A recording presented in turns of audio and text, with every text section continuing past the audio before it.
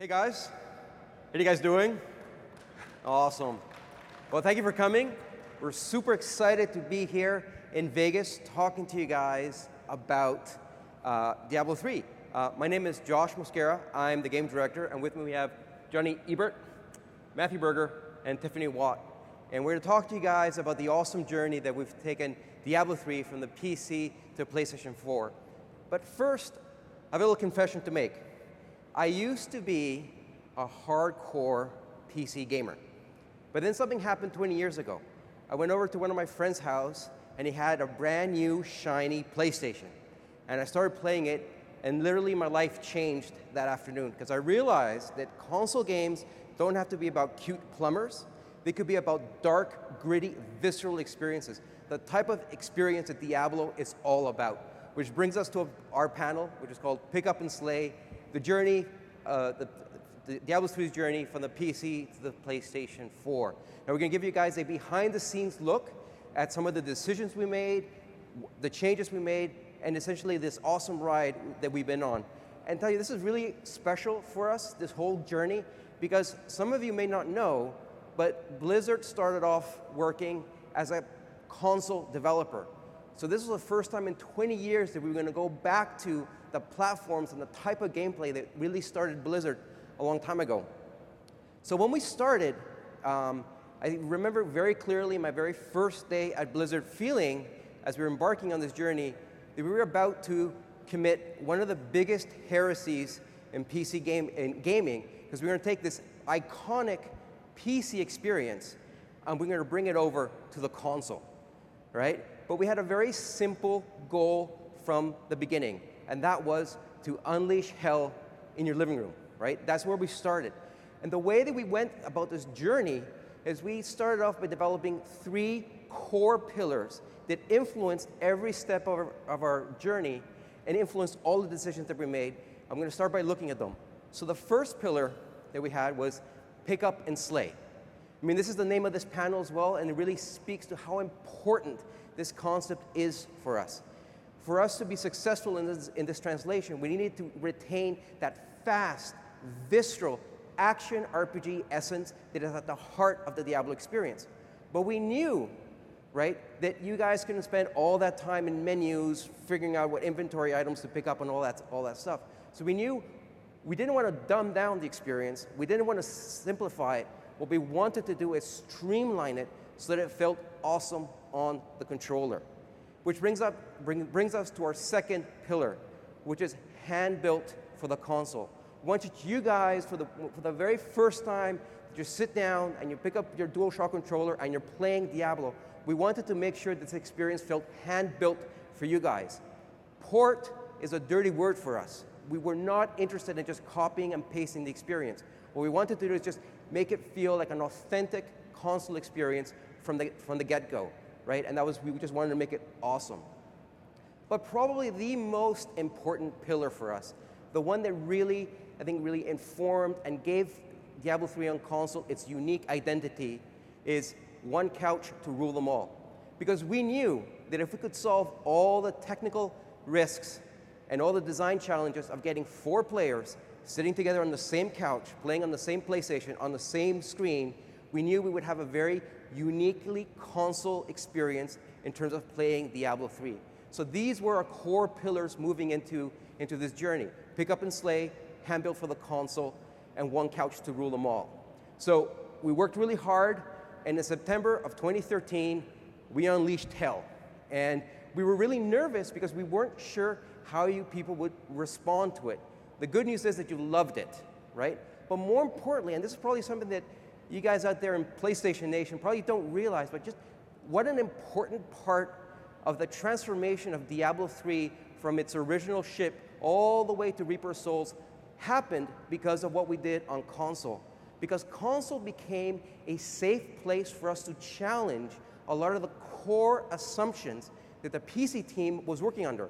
How you control it, what do we with loot, and how do we want people to play it. So some of these changes are fundamental.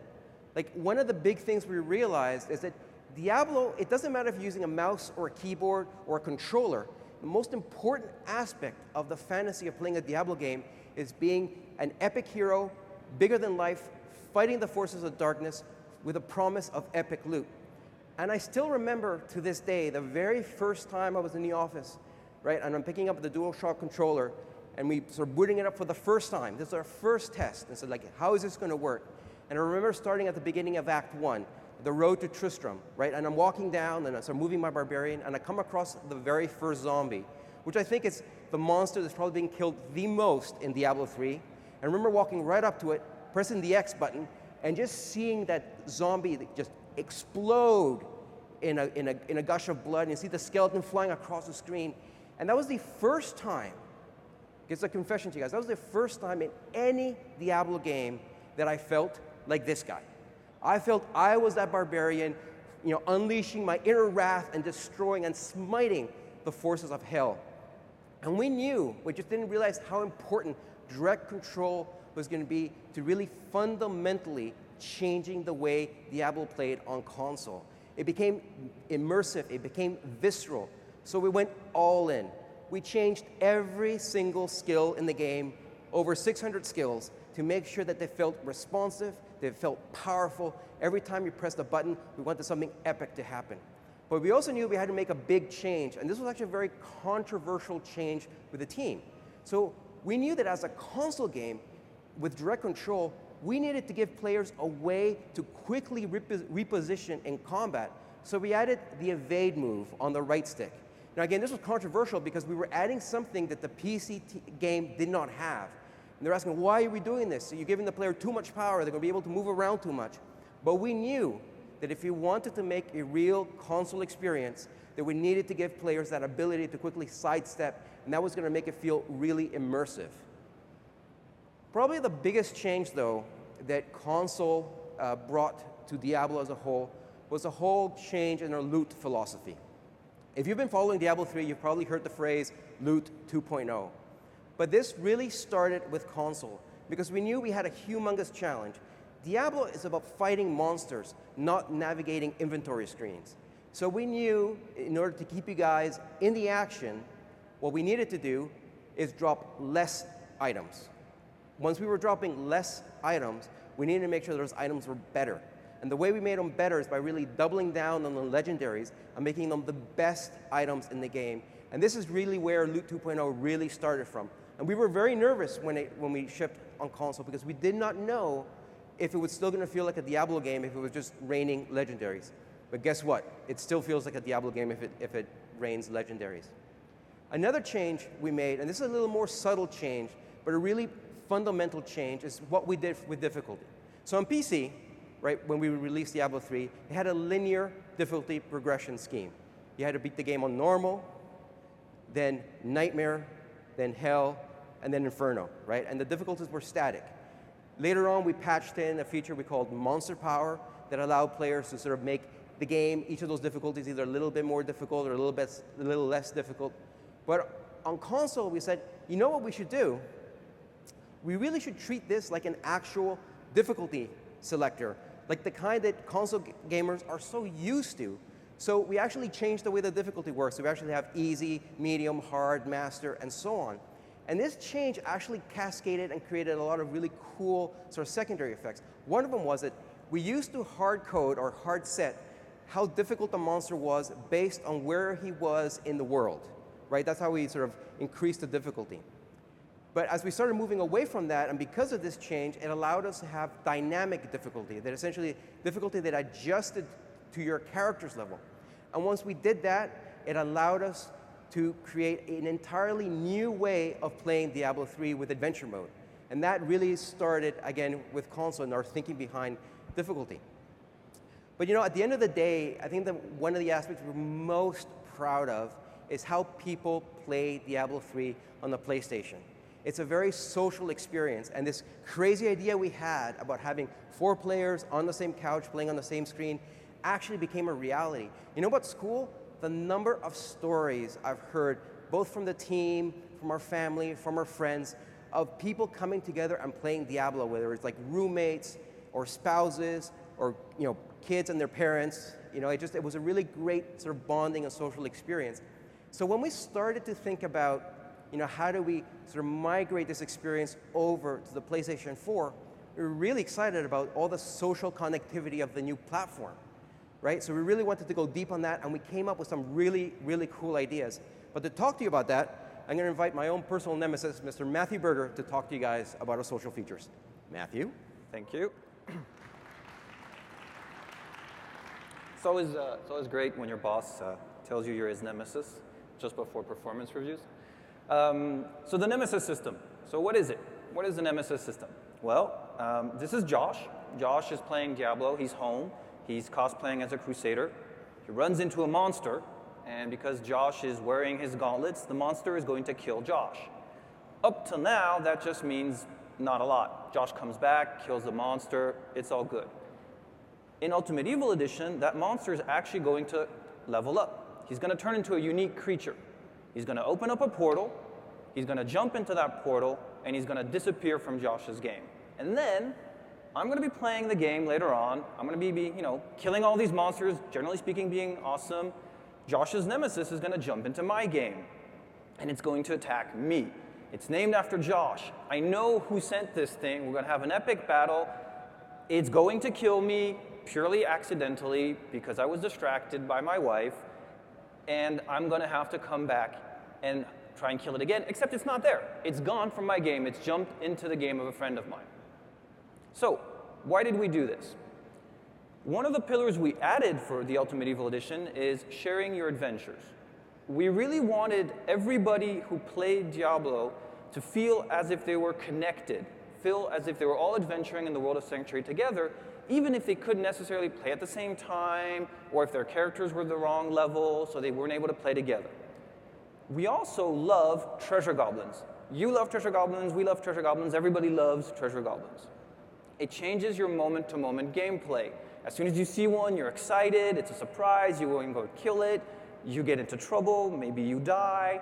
We really wanted to do the evil version of the treasure goblin. So we started working on the Nemesis system. And it went swimmingly. There were no problems at all from the get-go. It went all in. But I thought that what would be interesting is to pull the curtain back a little bit and talk about all those problems we didn't have and how we solved them. So first problem. Originally, the Nemesis was called the Avenger system because you were going to avenge your death. This is great. It's a cool name. We've already used it in our game. We already have Avengers. So that was a little bit confusing. So we thought we probably should come up with a different name. The first prototype, the monster that killed you would be the monster that was going to attack your friends. So when Johnny here is going to die to a rat, the next time Tiffany's going to play, a rat's going to jump into her game. She'll be able to make fun of Johnny. Everybody wins. It's hilarious. Except when Tiffany's playing, she can't tell that there's a nemesis there. There's just a rat. It's super powerful. It's a little bit confusing again. It's a bit problem. Hardcore mode. So in hardcore, for those who don't know, you have only one life. So obviously, we were, aware enough of this problem to go, in hardcore, you're not going to be invaded by the nemesis from other people. That would just suck. But what if the monster that killed you came back into your own game the next time you made a hardcore character? That's awesome! Until you die twice to the same monster and don't want to come back because it's now even more powerful and it's just waiting for you there. So we're like, maybe not. And then there were the weirder problems, the unforeseen consequences. So this is an arcane orb nemesis. Because an arcane orb killed me, became a nemesis and attacked me. And that shouldn't happen. That's kind of weird. So, how did we solve this? By the way, this is our favorite wordplay. This is Zoltan Cool. We use them in every presentation. So we went simpler but cooler. So, we changed the name, the Nemesis. That's much better. We went with a unique-looking monster. Because if it's unique-looking, then you're going to notice him. We worked on the presentation. This is very important. So you start with a little monster. Monster kills me. You add Deathwing Jaws, anticipation. And for those of you who are huge fans of Jaws, it's not just about the shark. It's about the music. It's about the lead up. And then you add the iconic, unique-looking monster. So all of a sudden, when this thing comes up, you've heard it coming. You know it's hunting you. It's in your face. You're going to notice him. But you're only going to remember him if he's dangerous. So we already gave him powers that were pretty cool. And then we had this system that never made it into the game, where we created Nephilim ghosts you would fight. So we had these ghosts, and we thought, well, what if every time Nemesis kills a player, he actually takes that player's character and he becomes one of his minions?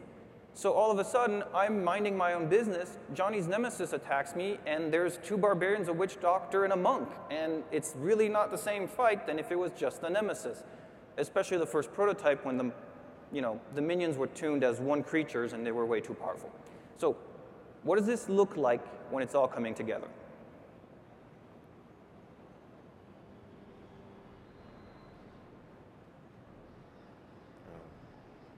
If we can raise the volume, it would be... Imagine threatening sounding music. And there's my Nemesis. And then he's going to bring his buddy. And then he's going to start using his powers. He's going to attacking me. So unfortunately, you didn't hear the awesome music. And I'm really sad because we worked very hard on the music and our audio guys were amazing.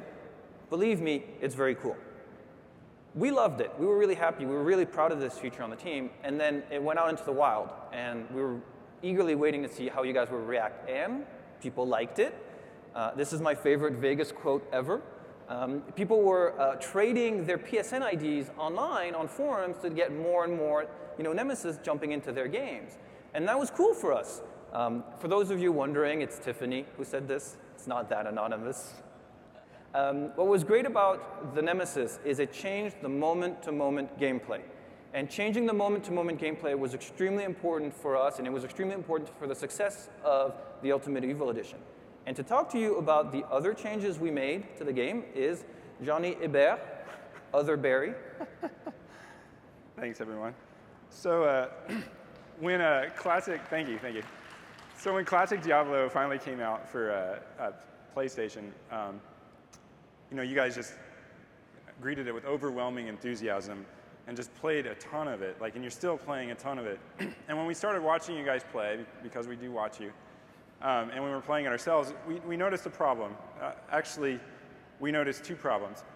So the first one is the rewards in our game were just too amazing. And people got so hung up on the rewards, they just focused on where they could get the rewards the best. So the monsters they focused on were the elite monsters, like the rares and the champion packs, and the bosses. And then all the white monsters, the normal monsters in between, they would just try to avoid them as much as possible and just race from loot pinata to loot pinata.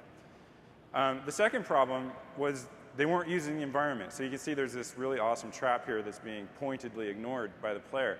And you see some destructible objects that people were also ignoring. And neither of these were acceptable to us because we grew up as console players. And console is about pulse pounding, moment-to-moment action with very involved tactics and painful choices you're constantly making on a moment-to-moment basis. And it's also about using the environment to your advantage, constantly scanning the environment for an edge you can get over your opposition. So we needed to address this in the worst possible way. So we came up with the Action Combat Initiative, and people thought we were crazy, but our goal was, hey, we want to make the combat in our game as compelling as the loot. And people were like, you're nuts. And we were like, yeah, we are, but we want to try. So our game is big, and there's so much stuff in the game. So instead of creating new features to add on top of the existing features, we thought, hey, maybe we could find some things in the game that could be improved, that could really help with these problems, the moment-to-moment combat. So the first one was Massacre. So the way Massacre used to work before Action Combat is if you killed a certain amount of monsters without letting more than 2 seconds go between damage points, after it was all over, we say, hey, by the way, you had this awesome massacre. 16 monsters died. You get 48 experience bonus. And congratulations, nice work. And that's cool, but maybe we felt like a lot could be improved there. The second thing were these things called Nephilim Glory Globes. They would just pop occasionally, and they would increase your damage by about 25%. Yeah, you'd shoot lightning bolts out of your fist or your weapon while you were doing damage across the screen. Again, cool, but it was pure random. You had no control over when they dropped, and the damage wasn't staggering. It didn't really change your gameplay that much. So we decided to give them both a facelift. So Massacre. First thing we decided to do is hey, instead of telling you when a massacre's over, what if we told you when it started? Way better, right? And then we, you can see, this is the old alpha version, but we put this fading bar across the top that kind of gave you some time of like how long you had to get your next hit in. So it kind of added to that urgency of like, oh my God, I need to hit something really quick to keep this rolling. And then you see the counter at the bottom counting up, 10, 11, 12, 13, 14, 15. And again, that immediately got people like way more involved. And then we decided, hey, why don't we kick it up a few more notches? So we added like levels to our massacres. So it starts off as a massacre, then it's a brutal massacre, then a savage massacre, and it gets all the way up to like bloodthirsty massacre. I think the final one is diabolic massacre, and I think that's at 300 kills. And each of those levels, if you go back here for a second, increases the experience multiplier at the bottom. That's another new thing we did. So we said, hey, everything you kill gets multiplied by that figure at the bottom based on how much stuff you kill. So if you kill 150 monsters and and at that point you'd have a triple experience bonus. That's like killing 450 monsters. That's a lot, and you get these massive bursts of XP early in the game, or even late. So I went from like level 10 to level 13 after a big massacre. That's exciting. People really got into that. And then the Nephilim Glory Globes, we thought, hey, how can we make these more exciting? So first thing is like, well, if players feel like they can do something to influence it, that's immediately going to make it something more engaging. So we said, hey, what if each of those massacre levels popped a Nephilim Glory Globe? And then what if we really upped the stakes on those? What if we said, hey, instead of 25% more damage, it was double? And then you can feel double damage, a lot more. And then we thought, and each one gives you 20 seconds. And then Matthew, I think, had the really brilliant idea of instead of like popping them at your feet, so you just automatically get them, what if they flung in random directions? So if the flow of the massacre is going this way and one pops back there, suddenly I kind of have this, that tension point of like, do I risk it? I really want that extra damage and bring up the timer, but I really want to keep my massacre going. Again, those tactical decisions were really coming into play. So this is what it looked like when we put it all together. So you see a bunch of zombies, your eyes pop out of your head at the potential. You start seeing the massacre levels changing there. You add a little bit of screen shake, camera shake, which is also awesome. You see the multiplier going up. And like you said, you see that the person's not always grabbing the Nephilim Glory Globe because they really want to keep this rolling. So when we rolled this out to the team, suddenly people were just really getting into it. And in multiplayer, they talk about how like, yeah, we just have one guy at the edge of the screen just throwing darts in the darkness because we really wanted to keep this going and we wanted to see how high we could get that number. And when we really realized we'd gotten to the point where we wanted, is somebody came by our desk and they said, hey, you know what? Now when I see a screen full of skeletons like this, that's as exciting to me as getting a legendary. And we were like, okay, now we're finally getting somewhere. So we felt like, hey, we've solved the problem of getting combat as exciting as loot. Let's talk about the environment. So in the spirit of what we were saying before, why don't we use stuff that's already in the game rather than making something new? So we focused on two features. The first one was destruction, and the second one was traps. So destruction used to work almost identical to massacre. You'd destroy a bunch of barrels, and we'd say, hey, by the way, you just went on this big destructive rampage.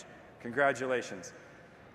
And we changed it to be very similar to massacre in the sense of like, we call it out when the rampage starts, and then we thought, wouldn't it be cool if we added a bonus at the end? So we said, what about a speed bonus instead of an experience bonus? So you can build up to 60 seconds of like 30% more speed. That comes in really handy in a fight, especially a really tough fight, and it helps you chain more destruction chains, which again is really exciting. And then traps. So I don't know if you guys remember when Diablo was rolled out for the very first time back in 2005 or something in Paris. We made a lot of hay about these traps of like, oh, you can drop chandeliers, whole sections of walls on guys. And then at some point in the project, we decided they had to suck. We were just worried people would exploit them to get treasure they shouldn't. We really outsmarted ourselves. And we just made it so they did almost no damage, and you get like a 3-second stun effect. So people just ignored them. In fact, when we started to improve them, we'd have to have these play tests, and we'd have to go around to people's desks and like click on the chandelier, like why? And just do it, because people had literally trained themselves not to see traps anymore. That's how ineffective they were. So what we decided was, hey, a trap will kill any normal monster, no matter what. And it's going to kill them in a very brutal, gory fashion. So that immediately got people into it. And then we also said, hey, wouldn't it be cool if there was a bonus? So we said, and we tried to make a different bonus for each of these things. So experience multiplier for massacre, speed for destruction. For this, it was like a mana regeneration bonus. So it doubled your mana regeneration or spirit regeneration for up to 60 seconds. Again, that really helps you in big fights and really helps you like chain stuff in the future. So again, people went from ignoring these things to actively scanning the environment. In fact, I see people going down hallways they knew wouldn't lead to the exit because I thought, hey, there might be a trap down there so I can get more of that double mana bonus. So again, we felt like, hey, we finally met the bar. So we got the combat to where we wanted, we got the environment back in play. So why was this so important? Well, like I said before, console from day one has always been about pulse pounding, moment-to-moment action, difficult tactical decisions constantly in your face. You're always on the edge of your seat. And it's always been about using the environment to your advantage. We had to get this game there because we are big believers in console, which brings me to my final point of why we had to do this. Like Josh said, we did not want to do a port. And not only did we want to make it feel like it was built from the ground up for console, we wanted this to be the best version of Diablo. And I've seen it in tons of reviews. I've had tons of people come up to me at events like this and say, Ultimate Evil is the best version of Diablo. This is how it always should have been. Anyway, I'm going to turn it over now to my colleague Tiffany Watt to talk about the final step of getting Sony exclusives in the game.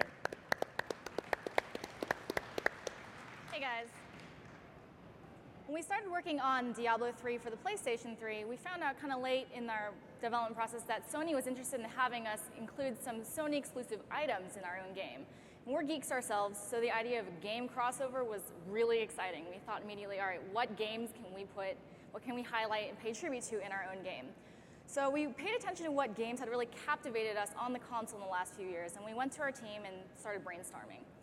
And when we talked to our artists, one of the games that they latched onto immediately for its innovative and ethereal art style was, of course, Journey.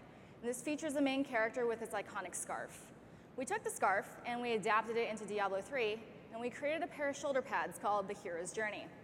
Now, any character can equip this item, so it is tailored specifically in the model for every class and every gender. So no matter what you play, you can wear the Hero's Journey and run around like the character in Journey.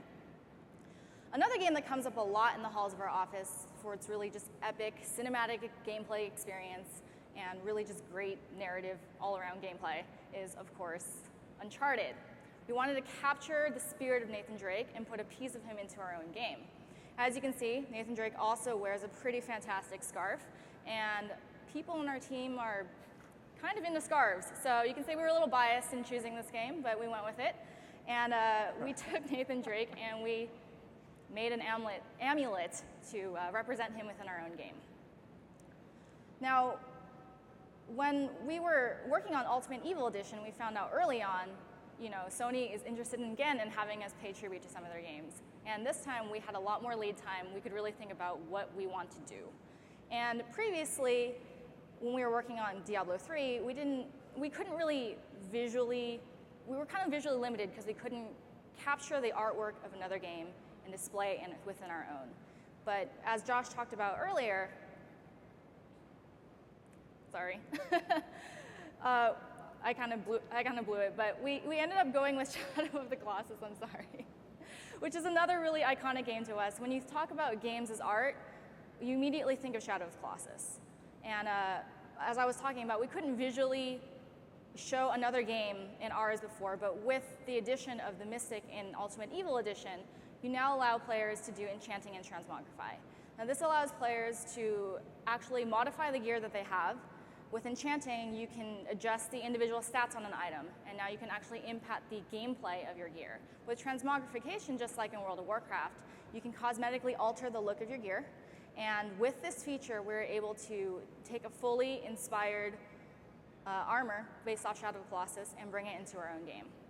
We think this is really awesome. I hated in games before where you had to sacrifice what I call the look cool factor for min-maxing your character.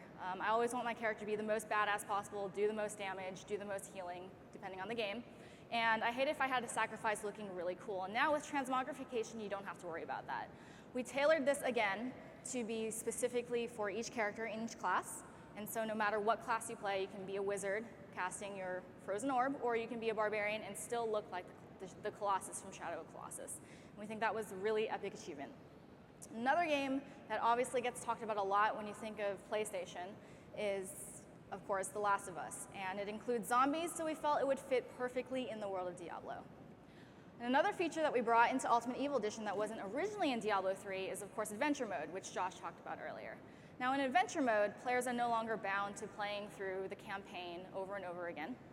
And they're able to now play in any environment through what we call Nephilim Rifts. Now, Nephilim Rifts are randomly generated environments with varied monsters, varied weather effects, and what we call tile sets. So we started thinking, now we have an opportunity to bring any world outside of Diablo potentially into our own and have it be an immersive experience. When we first started thinking, what can we bring into our game? We thought, a Last of Us Nephilim Rift would be really sweet. But at Blizzard, one of our core values is commit to quality. We didn't want to do anything that was half-assed. My friend Johnny likes to say, don't ever do half measures, go big or go home. We're really concerned about maintaining the fidelity of the immersive world of The Last of Us in Diablo 3. Luckily, Naughty Dog helped us out. They sent us over some of their assets, and we have some incredibly talented artists on our team. And we were able to tweak existing monsters that we had and create the bloater, the stalker, and the clicker from The Last of Us. We're also able to take environments that we already had that we felt were kind of Last of Us-ish with, the sewer, and add kind of that creepy zombie weather effect and really create what we think is the Last of Us world within Diablo 3. Here's a look at it.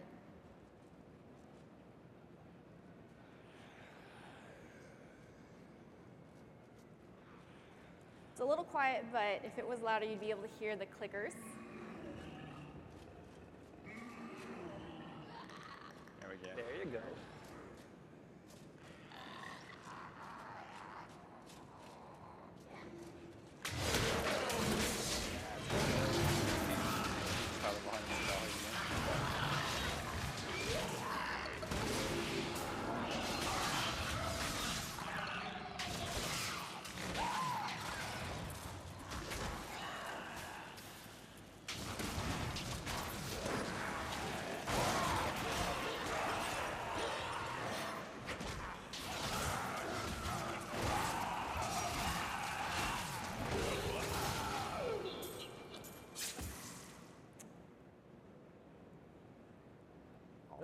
And now to talk about what's coming up for Diablo 3, and throw it back to Josh. All right, so that was awesome. It looked awesome on the big screen. So that was the journey we took as we're bringing Diablo 3 from the PC to the PlayStation 4. The past is awesome, but what's even more exciting? What comes next? So one of the things that was really important for us is for us to start releasing content patches at the same time on PC and on the next-gen consoles like the PlayStation 4. So I'm really happy to announce that the next major patch that will come out is actually going to release simultaneously for the PC and the next-gen systems like the PlayStation 4. So what you guys can expect? Well, a bunch of cool new changes to the way Greater Rifts work. That's our sort of competitive, race through a Greater Rift, see if you can do it within time, and it gets more and more challenging. We're also adding a whole new section to the game, a whole new area for you guys to explore in the ruins of Sescheron, which used to be the barbarian homelands. We're adding new treasure goblins, and all of this is coming to you guys in patch 2.12 for PC and patch 1.06 for the PlayStation 4. So the treasure goblins, again, we already talked about how much we love the treasure goblins, so we're adding 3, maybe 4, but 3 really cool new treasure goblins for you guys to hunt down. So the guy in green is who we call the Odious Collector, and he drops crafting materials and plans. The shiny guy, if you guess, he drops gems. That's exactly what he drops. We call him the Gem Hoarder. And the guy in red, all sinister there on the right, is what we call the Blood Shard Thief, and he's going to drop blood shards. So again, now you have all these new set of treasure goblins for you guys to hunt and really sort of change up that moment-to-moment gameplay in Diablo 3. So the next thing you guys can expect in the upcoming patch is a whole new zone that we're adding to Adventure Mode. Now, some of you may not have played Diablo 2's expansion, Lord of Destruction, but one of the key moments in that game is when Baal, the Lord of Destruction, destroys and razes the barbarian homelands. So here I'm going to show you a video from that game. Baal! The gates of Sescheron have stood for eons beyond remembrance, and you shall not breach them now. Remove your foul demons from our lands. We stand on the side of light. You shall not be allowed to reach Mount Ariat, and that which you seek will not be yours.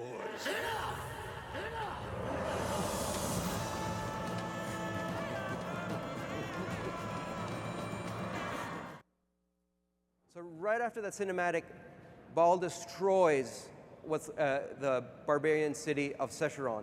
So you'll now be able to explore that zone in Act 3, and it's right up there on the screen, and you're going to see it's a brand new winter setting, and you're going to be able to explore the ruins of Sescheron, really find out what happened to the barbarians, and along the way, you're going to encounter some new monsters. So we brought one of them with us today.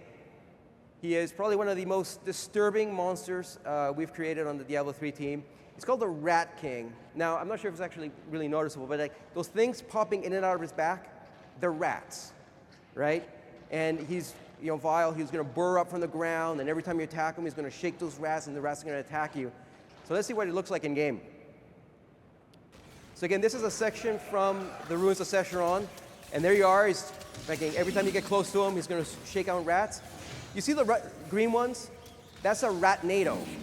That's a tornado of rats. He's going to try to attack you, and he burrows up from the ground. And again, he's going to be a really challenging fight. This is one of the Rift bosses they're adding for the Ruins of Sescheron. And again, it's going to be a really cool fight. It's going to burrow down to the ground, come out, burst up, and then you're going to kill him. And hopefully, he's going to drop some pretty awesome loot. But that's not all, because sometimes he's going to kill you. And this is what it looks like. Yeah. Yeah, I think we have issues. So.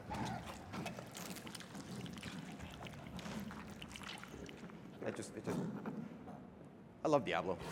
All right, so that's it for our panel. I just want to say a huge thank you, not just for coming and being part of this panel, but I really hope you understand just what an important role that you guys and everybody out there who played Diablo 3 on the PlayStation, you guys really helped change the way Diablo 3 evolved. I mean, without you, I don't think we would have made a lot of the changes we made. And the really cool thing is now we have these two great, sets of players, our PC players and our PlayStation players. I mean, you guys are awesome, right? I'm really happy now that our sort of Blizzard family has grown, and I'm glad you've come along for the ride. So thank you guys so much for coming here.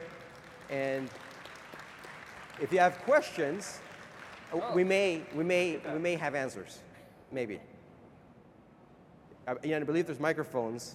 Sweet. So, and I can't see you guys. Okay. Okay, so I played the game a lot on PC and I loved it, and then came out for PS4, played it a lot more. Definitely agree with the fact that a PS4 version is superior in most every way. Now my PC quote-unquote master race friend likes to rage about the fact that a lot of the cool features like Nemesis and stuff are not coming to PC, or haven't been. So I'm gonna put you on the spot and ask you why that is, or what's the reasoning behind the studio not putting those features on the PC? So it was really important for us, as we were developing sort of Diablo 3, on PC and then on PlayStation, is we always wanted to make sure that whatever decisions we were making for whatever platform, they were making them to make sure that that game on that platform was as awesome as it could be. But now that we're starting to move forward and we're really trying to we're starting to overlap the development, one of the things we do want to start seeing is being able to bring back some of the cool features that made it into the Ultimate Medieval Edition and start bringing them back into PC. But again, we want to be very careful about how and when we do it, because we want to make sure that the experience is going to be really awesome on PC as well. And there's a lot of really great features, like you mentioned the Nemesis system. I personally love the Apprentice mode, where it allows players of different levels. So I have a dream, right, without making any promises, because our people back in the office would probably lynch me if I said anything. But we have a dream that we want to sort of bring these two experiences closer together, but without ever sacrificing what makes Diablo on PC awesome and what makes it on console awesome as well. So let's go on this side. Hi, I was one of those who were very skeptical about going from PC to the console for Diablo 3. So was Burger. Very pleased. That is so Enjoyed untrue. it. Very enjoyable, very satisfactory game. Yes. However, my question is, now that you've done this, what's the likelihood of one of your other franchise, say, StarCraft,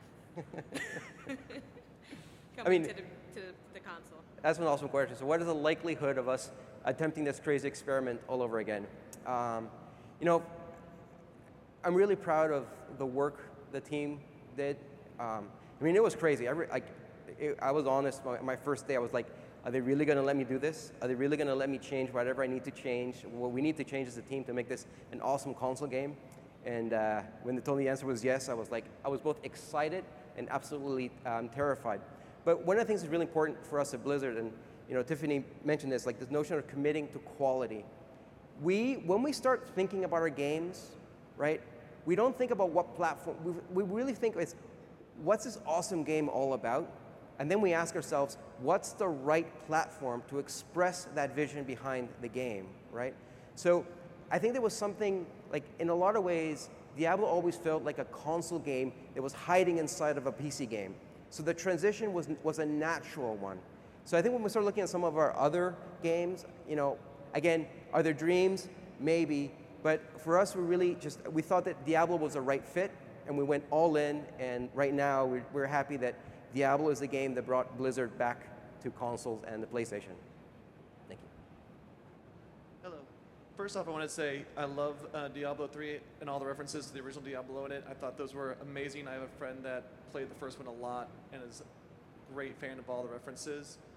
My question is, for late in game, I know when you go through all the greater rifts, it maxes out at 100, but and you can level up the legendary gems to help try to push you forward, but the armor you can't really level up very much. Is there any idea later to do like you do with the gems, you can do with the armor as well, where you can try to do a level up on the specific armor, something to do that better? Well, I think what's great about the Greater Rifts is it gives us like this infinite ceiling of difficulty for people to push against, and it gives us room to continue to add new vectors of power for you guys. So I would definitely expect in the future that we're going to give you new ways to expand your power in interesting ways to let you get to higher rift levels. We've also added ancient items. Ancient items. Yeah. That's true. Burger, why don't we tell these fine gentlemen, what are artifact items? We've added a new class of items to the game that are going to come out, which are basically more powerful versions of legendaries.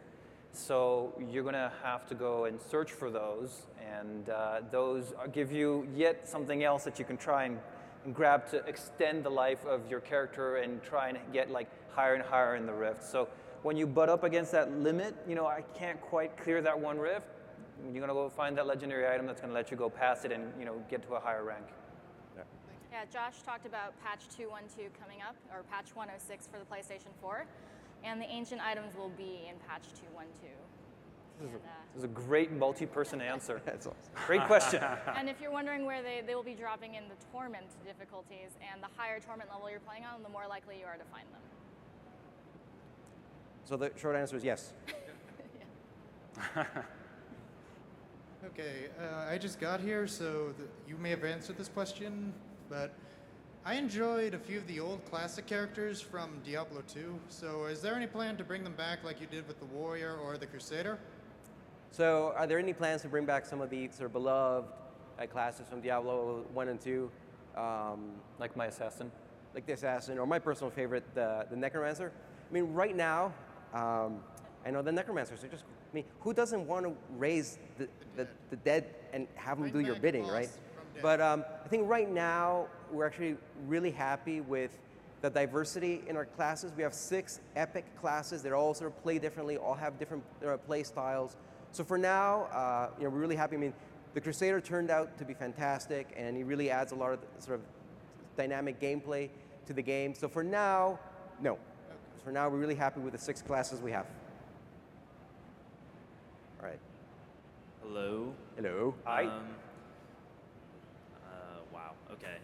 Would future expansions become like a standalone release, much like Reaper of Souls would, or would we see them as like digital add-ons? So now, for now, our focus is just to keep evolving. There's a Reaper Souls. I mean, we're really happy with how the patches are being received on PC and on the next-gen systems. So I mean, right now we still have so much more stuff that we want to do with Reaper Souls that we're not quite done. You know, there was like, you know, we're adding a new zone for adventure mode. The artifact items, you know, seasons are coming into their own. So I think we want to play with Reaper Souls a lot longer. We want to get a lot more feedback, and what we're really trying to build now is really the longevity, the long game for Diablo 3. So for now, patches are the way we're going to try to express and how to bring new content to you guys. And you mentioned seasons. Will those ever come to next gen? Oh, that's a good question. It takes a step back. Yeah, it's one of the things about, like, a lot of console players from the previous generation weren't connected to the internet, so we had to allow offline play. The minute you allow an offline play, we can't verify the data, so players can do whatever they want if they want to. A lot of you don't, that's awesome, but some people, that's how they want to play. Problem is, something like Seasons, it's just built upon the premise that everyone's playing on a level playing field, and unless we have online only, we just can't do that. So as much as we'd love to bring that, we can't. However, that's why we're focusing on other ways you can share your adventures, like the player gift system, apprentice mode, the Nemesis system. One last thing. Would you guys sign my cover after this is over? Oh, absolutely. Of course, sure. Yeah. Hey, I was wondering, how come like console players and PC players can't play together right now? Is that something you guys might want to do in the future? Is kind of bring everyone together where everyone plays? Oh, absolutely. Wouldn't world peace rule as well? No, I mean, they're just, again, we have a dream, but it would be awesome, but there are just so many technical challenges involved, you know, that it's not feasible as at this moment. I mean, it just boils down to, you know, on PC we have, you know, Battle.net that really drives a lot of the online experience, and on the PlayStation, or the PlayStation Network, and they're basically two different realities. So unfortunately, no. And even beyond that, Josh mentioned in his section of the PowerPoint that we redid all the skills on console. We added an evade. The game plays differently. You know, it is the same game, but it does play differently. And so on certain levels, it's actually a different game. And having the two play together, it wouldn't work at this point. What about moving forward with a Diablo 4? So Diablo what? With the Diablo 4, would you guys maybe do something like that eventually someday? I heard Diablo, but then it kind of cut out. Yeah. Wow, Troy, that's just mean. There's always that chance, yeah. Thank you. I had a question about the mechanics.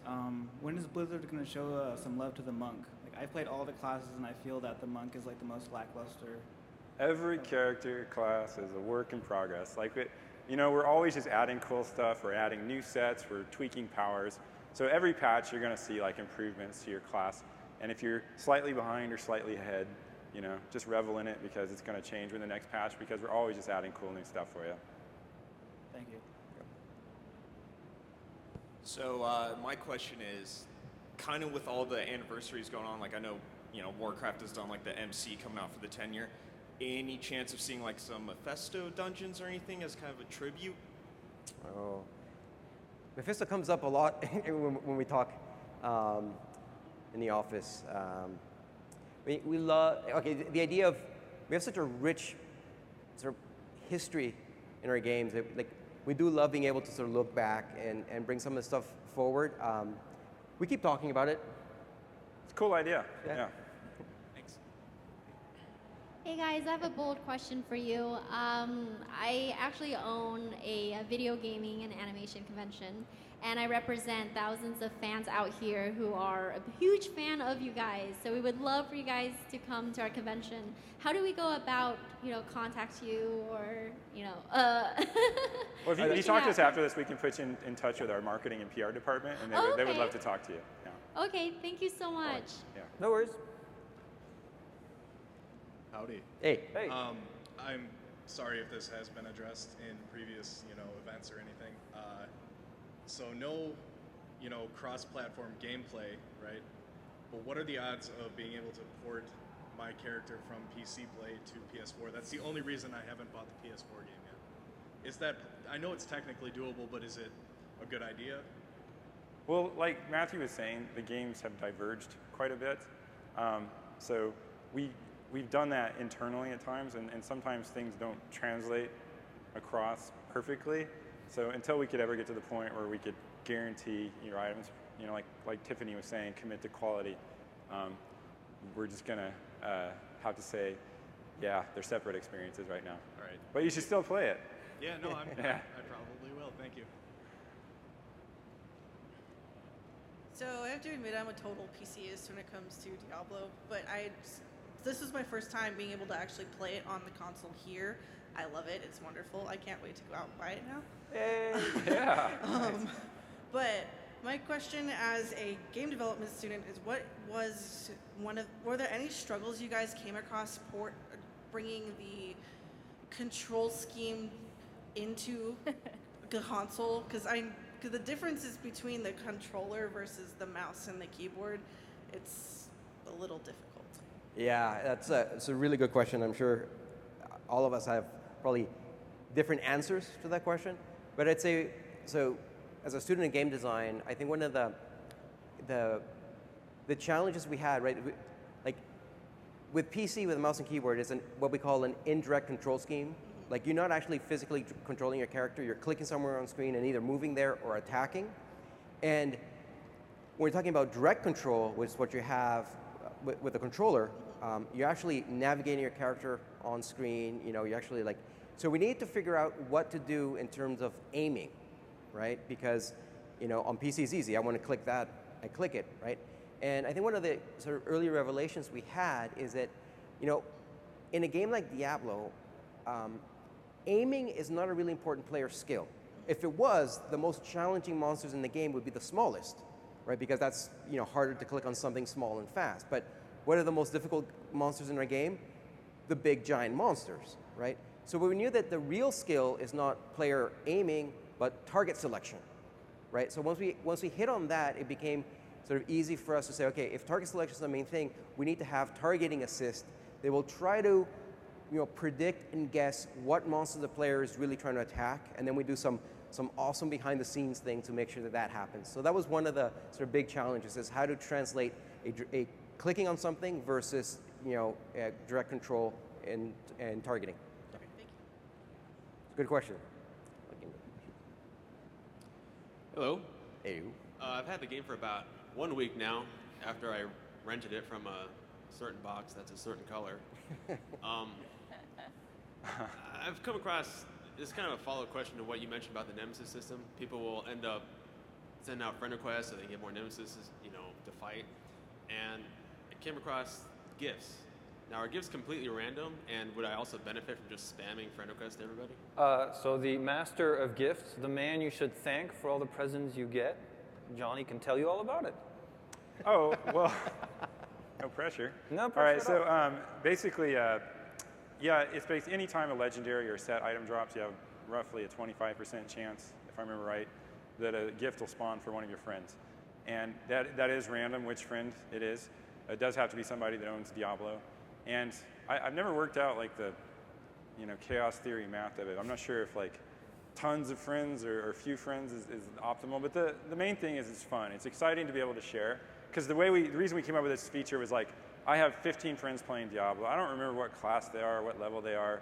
So when I'm sorting through my loot, I can't do it, but if something pops for Matthew or Tiffany, I'm like, hey, a gift for Tiffany. And just to let them know, I'm thinking about them, game's thinking about them. Johnny doesn't care about me, so the game cares about me for Johnny, basically.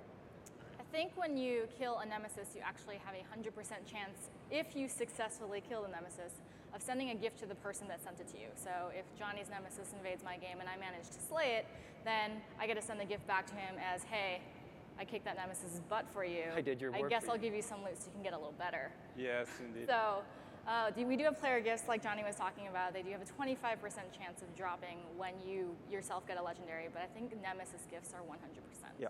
And you can thank Tiffany for that one, because the reason I got in the game is she came by and instructed me that was the new order after she didn't get a gift after killing a Nemesis. So kudos to Tiffany. Thank you. Thanks. All right, I think we have time for 2 more questions, maybe 3. All right, I have a quick question. Do you guys have any plans to bring back Ruin Wards at all in the future? Sorry, bring back? Ruin Wards? Ruin Wards. Sorry? Oh, Ruin Wards. Oh. No, not at this time. I think the legendary gems are, one of the ways we're trying to scratch that itch. Okay. All right, thank thanks. you. I don't really have a question per se, but I just wanted to voice my opinion as a fan so you have more fan feedback. I just wanted to reiterate what somebody else said previously. The monk doesn't get enough love. I have like a level 50 Paragon monk, and to me it's like the monk is a tank, but it feels like there's no need for a tank. Like, it feels like the monk is just out of place in the game. But that's, just some more feedback there. Good. No, I'll take it back to the guys. Yeah. And we'll work on it. Give the monk some more love. But I like my monk. It's great. It just feels like I'm the odd guy that's playing this class that doesn't have a purpose. Okay. Right. No, we try to make sure all the classes get love. So we'll take that back and say make monk more awesome. I think we can do that. I think we have the power, the tools. Last one. Cool. Couple things. 1, I think the monk is fine. 2. Do you play a monk? I do, yeah. Okay, but 2, I did do the chaos theory math, and the best thing for gifts is to get as many friends as you can who have no friends. Yes. So if you're just their only friend, then you're going to get a ton of gifts. It's awesome. Yeah. But no, what I'm really curious about is you guys work specifically on the console version mostly, right? Or no? No. So I just want to know what the dynamic is between the PC and the console. Do you have people specifically focused on the design of one versus the other, and then they interact at specific times, or what the Diablo team is we're one big sort of happy team who likes beer, and we like Diablo and dark games. But when we started the console version, we had a sort of small sort of a team dedicated to console. I mean, I was hired to lead that, and then but especially when Diablo 3 and then original console release and Ultimate Medieval Edition, we essentially had these sort of a team within a team. But now that we're trying to move to this world, this beautiful world where we're releasing patches on PC and the next-gen consoles at the same time, the teams are now starting to really sort of operate as one cohesive team moving forward. And that's one of the reasons why this is going to be the first simultaneous patch, because we've been working very hard on that for the last few months. But starting with Reaper of Souls, there was already a lot of crossover. There's a lot of stuff that people helped out on PC and helped out on console. So that helped with the integration.